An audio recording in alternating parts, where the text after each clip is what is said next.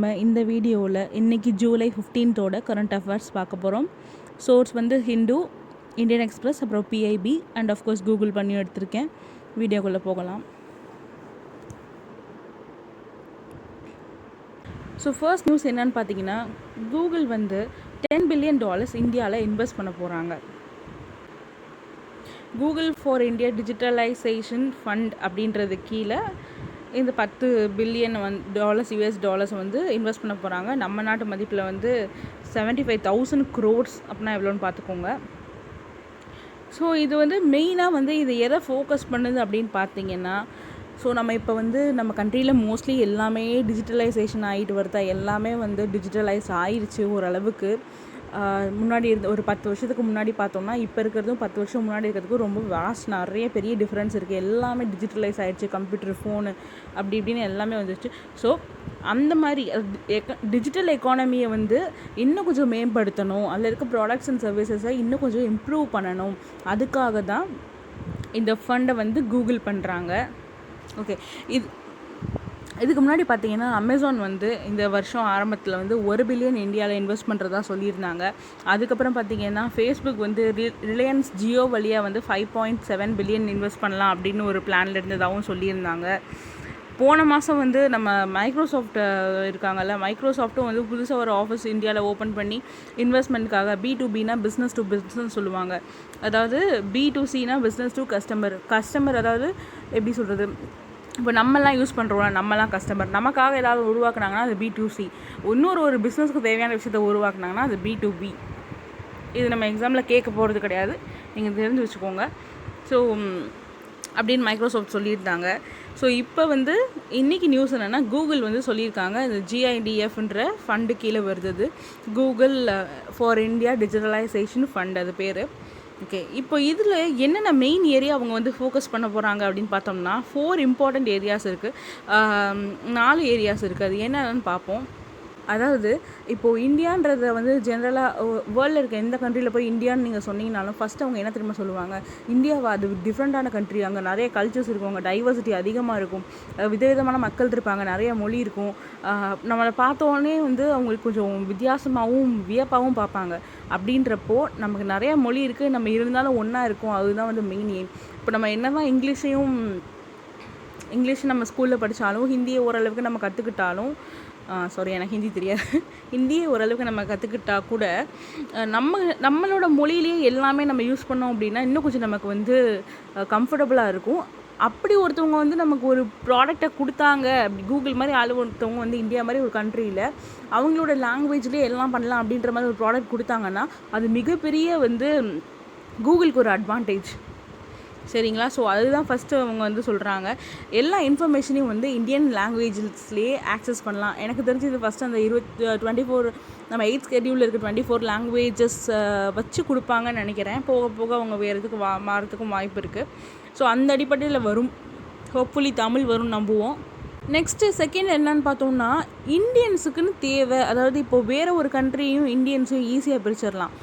மற்ற கண்ட்ரீஸில் வந்து அவங்களோட தேவைன்றது வேறு மாதிரி இருக்கும், இந்தியன்ஸோட தேவை கம்ப்ளீட்டாக வித்தியாசமாக இருக்கும். நம்மளோட ஃபேமிலி ஸ்ட்ரக்சரே வேறு மாதிரி இருக்கும், அங்கே இருக்க ஃபேமிலி ஸ்ட்ரக்சரே வேறு மாதிரி இருக்கும்.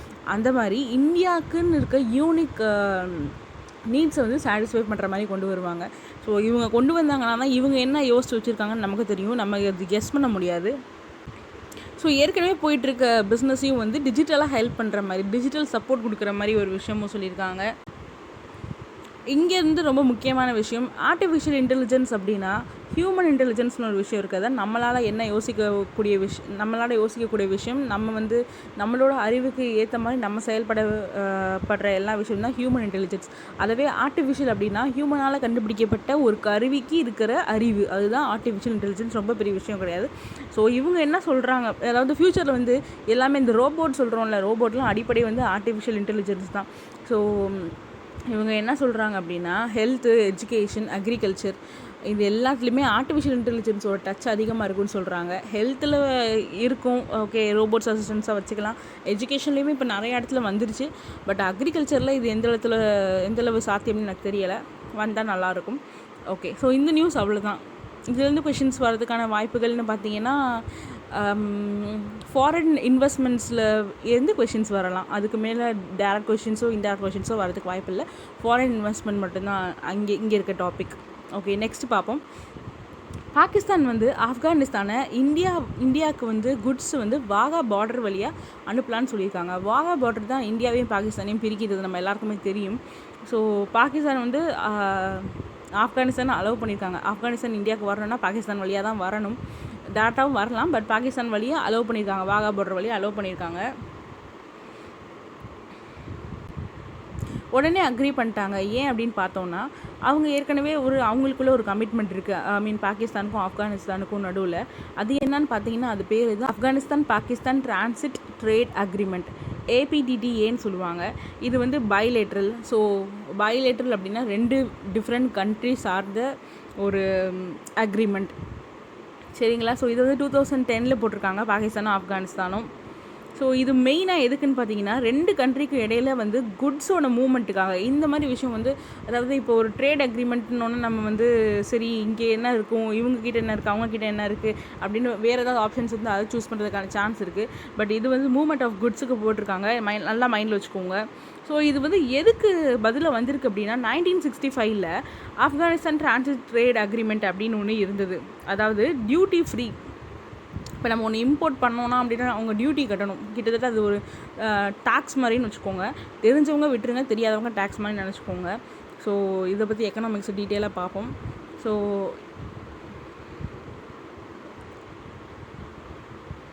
இந்த அக்ரிமெண்ட் அதுதான் சொல்லுது. டியூட்டி ஃப்ரீ வந்து பாகிஸ்தானுக்குள்ளே வரும்போது டியூட்டி ஃப்ரீயாக இருக்கும். மெயினாக எங்கேன்னு பார்த்தீங்கன்னா கராச்சியில். ஸோ ஃபர்தராக இந்த அக்ரிமெண்ட்டில் வேறு என்னென்ன ஃபீச்சர்ஸ் இருக்குதுன்னு பார்ப்போம். பாகிஸ்தான் வழியாக கொண்டு வர எல்லாமே ஒரு காலத்தில் வந்து ஆப்கானிஸ்தானுக்கு நல்ல ரெவன்யூ கொடுத்துட்டு இருந்துச்சு.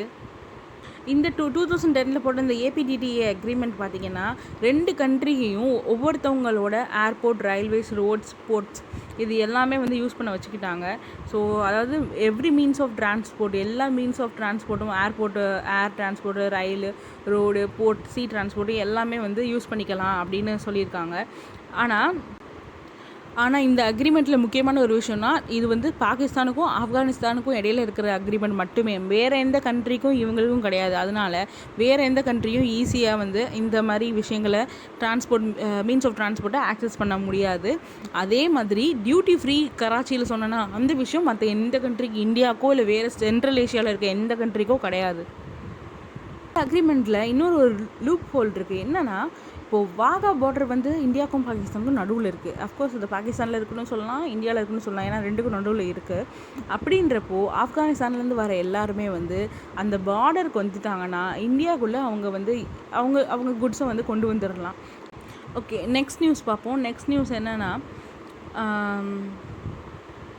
ஸோ அந்த Pakistan and Afghanistan trade agreement பொறுத்த வரைக்கும் உங்களுக்கு வேறு எந்த விஷயமும் இம்பார்ட்டன்ட் கிடையாது. அந்த அக்ரிமெண்ட்டை மட்டும் பார்த்துக்கோங்க. வேறு என்னென்ன அக்ரிமெண்ட் இருக்குது, இந்தியா, ஆப்கானிஸ்தான், பாகிஸ்தான் இன்வால்வ் பண்ணி வேறு ஏதாச்சும் ட்ரேட் அக்ரிமெண்ட் இருக்கா, இல்லை வேறு ஏதாவது எக்ஸசைஸ் நடந்திருக்கா, இல்லை நம்ம 3 பேருக்கும் பொதுவாக என்னென்ன விஷயங்கள் இருக்குது. நான் சொன்ன மாதிரி முன்னாடி எப்போவுமே சொல்கிற மாதிரி வாகா பார்டரோட லொக்கேஷன் அண்ட் அங்கே இருக்க ஜியோகிராஃபிக்கல் ஃபீச்சர்ஸ் எல்லாத்தையும் பார்த்துக்கோங்க. அப்படி கொஷின்ஸ் வரதுக்கும் வாய்ப்பு இருக்குது. வேறு எந்த மாதிரி இம்பார்ட்டண்ட்டும் சொல்ல முடியாது. நெக்ஸ்ட் டாபிக் போகலாம்.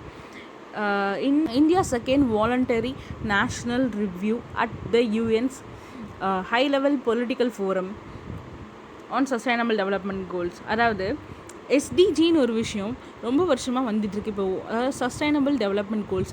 சஸ்டைன் அப்படின்னா வந்து தாக்கு பிடிக்கிறது அப்படின்னு அர்த்தம். அதாவது உலகம் வந்து இப்போ ரொம்பவே மாறிடுச்சு, இன்னமும் ரொம்பவே மாறும்போது நமக்கு தேவையான எல்லா விஷயமும் ஹோல் பாப்புலேஷனுக்கு ஏற்ற மாதிரி சாட்டிஸ்ஃபை பண்ண முடியுமா, அவங்களோட நீட்ஸ் வந்து சாட்டிஸ்ஃபை பண்ண முடியுமா, அவங்கள பாதுகாப்பாக வச்சுக்க முடியுமா, எஜுகேட் பண்ண முடியுமா, க்ளீனாக இருக்க முடியுமா அப்படின்றத ஆரம்பித்து நிறைய கோல்ஸ் இருக்குது. அதுதான் SDGs. அதை போய் ஒருக்கா பாருங்கள். அதுலேருந்து கொஸ்டின் வரதுக்கான வாய்ப்புகள் அதிகமாகவே இருக்குது. அண்ட் இதை வந்து இந்தியா வாலண்டரியாக, அதாவது அவங்களே ரிவ்யூ பண்ணியிருக்காங்க. இந்த ரிவ்யூ யார் கொடுத்தாங்க அப்படின்னா நித்தி ஆயோக் கொடுத்தாங்க. மைண்டில் வச்சுக்கோங்க, இதுதான் ரொம்ப இம்பார்ட்டண்ட்.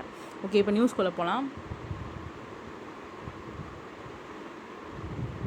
அதாவது இந்த HLPF சொன்னேன்னா, HLPFனா ஹை லெவல் பொலிட்டிக்கல் ஃபோரம். இவங்க வந்து எப்போவுமே வந்து மொத்தமாக 17 சஸ்டைனபிள் டெவலப்மெண்ட் கோல்ஸ் இருக்குது. அந்த சஸ்டைனபிள் டெவலப்மெண்ட் கோல்ஸையும் வந்து ஃபாலோ பண்ணி ரிவ்யூ பண்ணுவாங்க. ப்ராக்ரஸ் எப்படி போயிட்டுருக்கு, எத்தனை கோல் அச்சீவ் பண்ணியிருக்காங்க, எத்தனை கோல் எந்த ஸ்டேஜில் இருக்குது, அதெல்லாம் ரிவ்யூ பண்ணுவாங்க. ஸோ இவங்க வந்து எப்போவுமே வருஷம் ஜூலையில் வந்து ஒரு 8 நாளைக்கு வந்து மீட் பண்ணுவாங்க. எங்கே அப்படின்னா யூஎனில் இருக்க எக்கனாமிக் அண்ட் சோஷியல் கவுன்சிலில் மீட் பண்ணுவாங்க.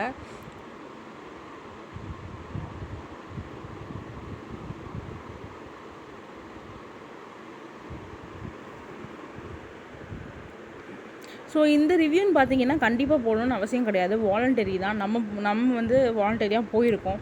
அண்ட் இந்தியா வந்து ஃபர்ஸ்ட் எப்போ இந்த ரிப்போர்ட் கொடுத்தாங்க அப்படின்னா 2017 கொடுத்துருக்காங்க.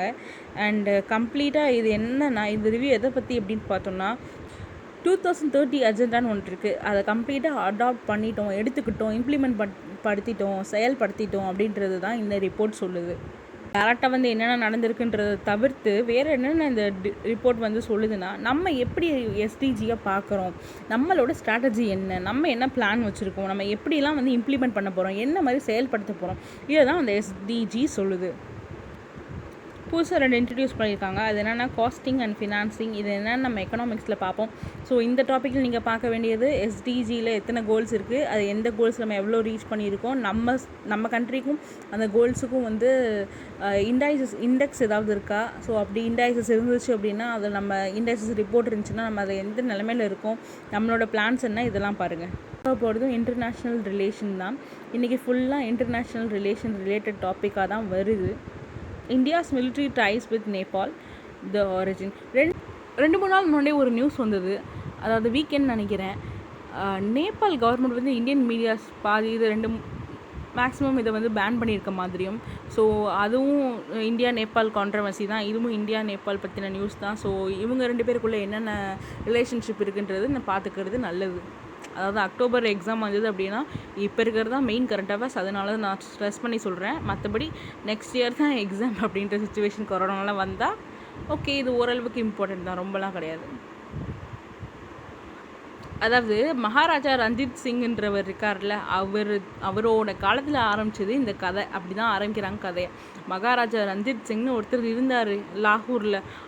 அவர் வந்து ஒரு குரூப் ஆஃப் சோல்ஜர்ஸ் வச்சுருந்தார், லாகூர் அப்படின்னு அதுக்கு பேர், இல்லைன்னா சோல்ஜர்ஸ் ஆஃப் ஃபார்ச்சூன். ஸோ நம்ம வந்து நேபாளிஸ்ன்னு சொல்லும் போது வந்து நமக்கு கூர்காஸ் தான் ஞாபகம் வரும். ஸோ கூர்கா ரெஜிமெண்ட்டுக்கு ஆப்போசிட் நம்ம எப்போ வந்து ஃபர்ஸ்ட் நம்ம சண்டை போட்டோம் அப்படின்னா 1815 பிரிட்டிஷ் இந்தியா வந்து ஃபைட் பண்ணாங்க கூர்கா ரெஜிமெண்ட்டை. என்ன பேரில் அப்படின்னா நசிரி ரெஜிமெண்ட் அப்படின்னு. ஸோ அதை ஞாபகம் வச்சுக்கோங்க, ரொம்ப மனப்பாடம் பண்ண அவசியம் கிடையாது. ஸோ ஃபர்ஸ்ட் வேர்ல்டு வார் அப்போது வந்து பிரிட்டிஷ் இந்தியன் ஆர்மியில் 10 கூர்கா ரெஜிமெண்ட் இருந்துச்சு. ஆனால் போகிறப்ப பிரிட்டிஷ்காரன் சும்மா இருப்பானா, அதுலேருந்து பாதி எடுத்துகிட்டு அது வந்து ஒரு அக்ரிமெண்ட் மாதிரி சைன் பண்ணிட்டான். என்னன்னா ட்ரிபார்டைட் அக்ரிமெண்ட், அது 3 பார்ட்டிஸ்க்கு இடையில இருக்க அக்ரிமெண்ட், அதனால அப்படி சொல்லுவாங்க. ஸோ இது என்னன்னா பிரிட்டன், இந்தியா, நேபாள் 3 பேருக்குள்ளே வந்து நவம்பர் 1947 சைன் பண்ணி பாதி வாங்கிட்டு தான் போயிருக்கான். ஏன்னா அவனுக்கு தேவையில்ல ஆர்மிஸ். அதனால் இந்த அக்ரிமெண்ட்டுக்கு அப்புறம் 6 கூர்கா ரெஜிமெண்ட்ஸ் வந்தாங்க இந்தியாவுக்கு. அதில் வந்து அவங்களுக்கு அப்புறம் பார்த்திங்கன்னா பிரிட்டிஷ் ஆர்மிக்கு போக இஷ்டம் இல்லைன்னு ஒரு 11 கூர்கா ரைஃபிள்ஸ் வந்தாங்க. ஸோ இவ்வளோ தான் ஹிஸ்ட்ரின்னு பார்த்திங்கன்னா இவ்வளோ தான். அந்த ட்ரைபார்டைட் அக்ரிமெண்ட் மட்டும் தான் முக்கியம், மற்றபடி எதுவும் முக்கியம் இல்லை. இப்போது வந்து முக்கியமான விஷயத்துக்கு வரும். Eligibility of Nepali citizens in Indian army. Indian ஆர்மியில் நேபாள் சிட்டிசன்ஸ் அலவுடா? கண்டிப்பாக அலவுட். அவங்க வந்து ஜவானாகவும் வரலாம், அதாவது சோல்ஜராகவும் வரலாம், ஆஃபீஸராகவும் வரலாம். ஒரு நேபாள் சிட்டிசன் வந்து NDA exam, national defence academy and CTS exam ரெண்டையுமே எழுதி இந்தியன் ஆர்மியில் ஆஃபீஸராக கூட ஜாயின் பண்ணலாம். சரிங்களா? ஸோ அப்படி ஜாயின் பண்ணலாம்னு நம்ம சொல்லிட்டோம். அப்போனா இது வரைக்கும் யாராவது சேர்ந்துருக்காங்களா அப்படின்ற ஒரு கேள்வி கண்டிப்பாக வருமா? லலித் ராய் அவங்க வந்து வீர் சக்ரான்ற அவார்ட் ஃபார் பிரேவரி அவங்களோட பெட்டிலியானுக்காக அந்த இது வாங்கியிருக்காங்க. 11 கூர்கா ரைஃபிள்ஸில் இவங்களும் ஒன்று. எப்போனா கார்கில் வாரப்போ வாங்கியிருக்காங்க. இது கூடவே இன்னொரு விஷயம் என்னென்னா, நேபாள் ஆர்மி வந்து அப்பப்போ ஆஃபீஸர்ஸ் வந்து இந்தியன் ஆர்மிக்கிட்ட வந்து ட்ரைனிங்க்கு அனுப்புவாங்க. முக்கியமான விஷயம் சூரிய கிரண் நமக்கும் நேபாளுக்கும் இருக்க ஒரு எக்ஸசைஸ். அதை பற்றி ஒரு நாள் டீட்டெயிலாக பார்ப்போம். இந்த நியூஸ் வந்துருச்சு. ஸோ அதுலேருந்து கொஷின்ஸ் வரதுக்கான வாய்ப்புகள் அதிகமாக இருக்குது.